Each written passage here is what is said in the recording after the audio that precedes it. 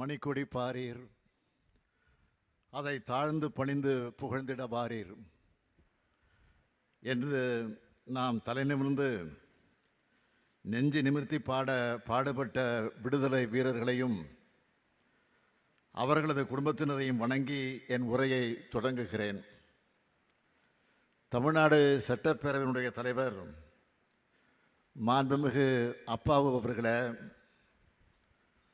துணை முதலமைச்சர் உள்ளிட்ட மாண்புமிகு அமைச்சர் பெருமக்களே,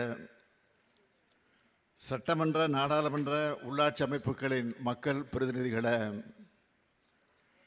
தலைமைச் செயலாளர் உள்ளிட்ட அரசு அதிகாரிகளே, காவல்துறை தலைவர் உள்ளிட்ட காவல்துறை அதிகாரிகளே,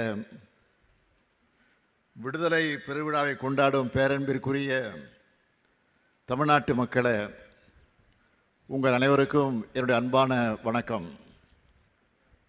நாட்டு மக்கள் அனைவருக்கும் எனது மனமார்ந்த விடுதலை நாள் நல்வாழ்த்துக்களை தெரிவிக்கும் அதே வேளையில், நாம் இன்று விடுதலை காற்றை சுவாசிக்க காரணமாய் விளங்கும் தியாகிகளை போற்றி அவர்களது உன்னத நோக்கங்கள் நிறைவேற நாளும் உழைக்க உறுதி எடுத்துக்கொள்வோம்.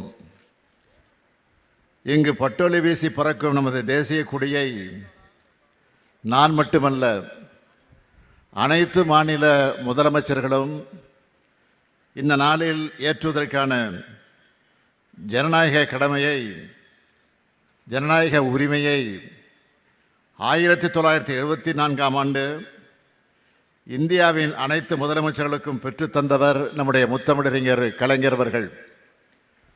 தமிழ்நாட்டை 5 முறை ஆட்சி செய்த முத்தமிழறிஞர் கலைஞரின் வழி நடக்கக்கூடிய திராவிட மாடல் ஆட்சியில் 5வது ஆண்டாக தேசிய கொடியை ஏற்றி வைக்கக்கூடிய வாய்ப்பை நான் பெற்றமைக்கு பெருமை அடைகிறேன்.